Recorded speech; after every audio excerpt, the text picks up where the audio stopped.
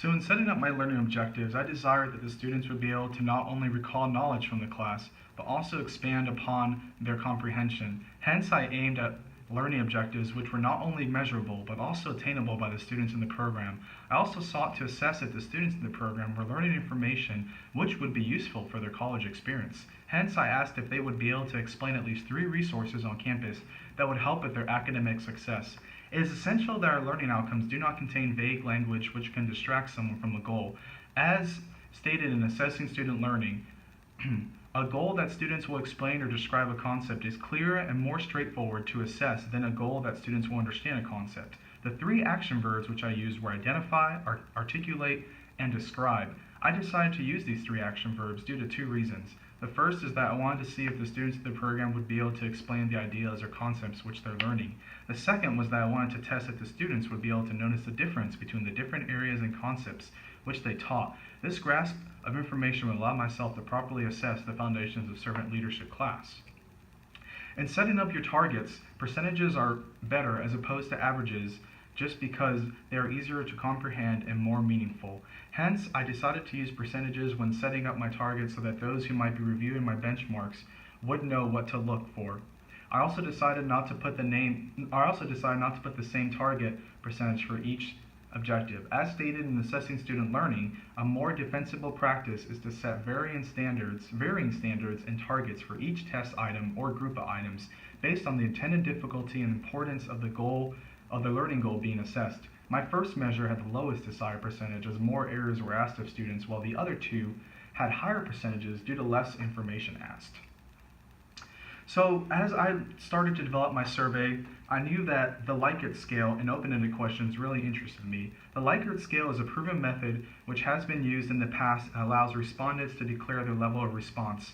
As noted in 5 things not to do in developing surveys for assessment in student affairs, the gauge system, which is used by the Likert scale, provides enough options to capture various levels of the latent variables, and also forces respondents to choose between agreement and disagreement on each item. And it also does not have so many options that it confuses the respondent. I first decided to include 3 pre-survey questions which would allow me to see how different demographics of respondents would answer. As noted, here are my demographics questions with what is your age, what is your gender, and are you a transfer student? Moving into my survey, the first question I asked was, the Foundations of Servant Leadership class helped me feel more a part of the Sterling College community. The second question reads, the Foundations of Servant Leadership class gave me a chance to interact with people who are culturally or socially different than me. The third question, the Foundations of Servant Leadership class has helped me to articulate what servant leadership means. Fourth question being the Foundations of Servant Leadership class has helped me to articulate servant leadership in the Bible. Fifth question is the Foundations of Servant Leadership class exposed me to academic success resources that will help me succeed in the classroom.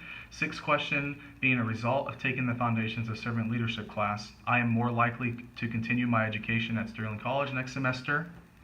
Seventh question being, I felt that the professor created an atmosphere in the classroom that was welcoming and open to discussions and questions. My eighth question being, what would you add to the Foundations of Servant Leadership class to improve the experience for future students? Ninth question being, what did you enjoy most about the Foundations of Servant Leadership class? And my 10th question being, I would recommend the Foundations of Servant Leadership class to incoming students. I then added a last question for any students who still had concerns or comments which they would like to add.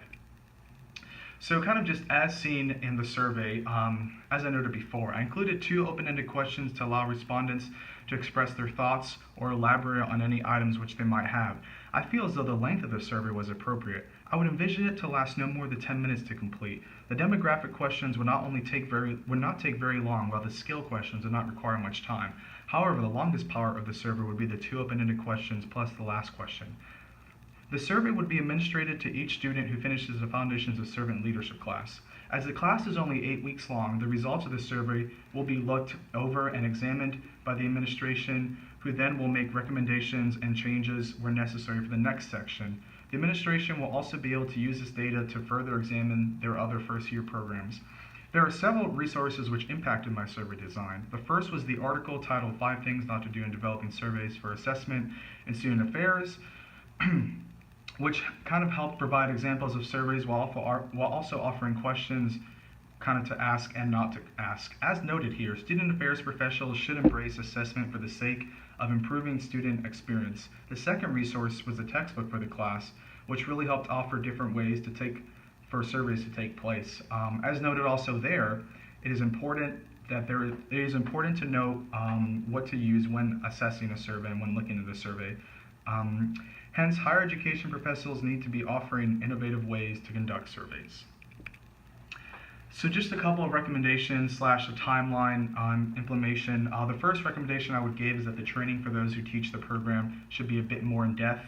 While a day of training with a packet of information might be suitable, a week-long training might be better suited to talk about the different trends in education, along with looking at ways to best teach and provide students with resources for academic success. I also would recommend that those who teach the course have a set time at least once a week where they could sit with the director of first-year programs to talk about their class and any struggles or issues they might have. I talked to the staff member who taught one of the classes in the fall, and they said that while there wasn't a time to meet, the director was usually open and available to talk. However, I feel as though it would be better to have a set time so that routine is set in place. A second recommendation that I have would be better development of peer mentors. There's a day of training that these peer mentors go through. However, I would like to see this training a little bit more established. And I also would like the staff / faculty member who teaches the Foundations of Servant Leadership class to treat this relationship with their peer mentor as a way where they can get to know the student more outside of class and see how they're doing and push them to grow. My third kind of recommendation would be a follow-up with the class after the program ends to take place. The director of first-year programs shared with me that there is no follow-up which takes place with the class. Furthermore, there's no chance for students to evaluate their class or professor at the end of the semester. Surveying the class after would be beneficial for two reasons. First, it would allow students to express their feelings, as further noted in 5 Things Not to Do in Developing Surveys for Assessment in Student Affairs. Rather than merely providing that the work of student affairs matters, a well-done assessment should focus on improving such work. Hence, surveys can improve learning by providing feedback on learning outcomes. Surveys can also offer insight into how people perceive programs and issues. Second, the results of the survey can hopefully be used to improve the course for next year. My implementation timeline would be for everything to be ready by the fall. After the Foundations of Servant Leadership class ends, I would send out the survey. I also would strategically place myself on campus, where I knew many students would be, so as to advertise the survey while also providing laptops where students may complete the process / survey. I would then use the information to make changes through the summer so that the next group of students who would be in the Foundations of Servant Leadership course so the next students that would be in the Foundations of Servant Leadership course would reflect changes due to the process. I would also revamp the training for those who teach the course as well as their peer mentors. So that's everything I have for you guys. I appreciate you guys listening, and I hope the rest of the semester goes well for all you.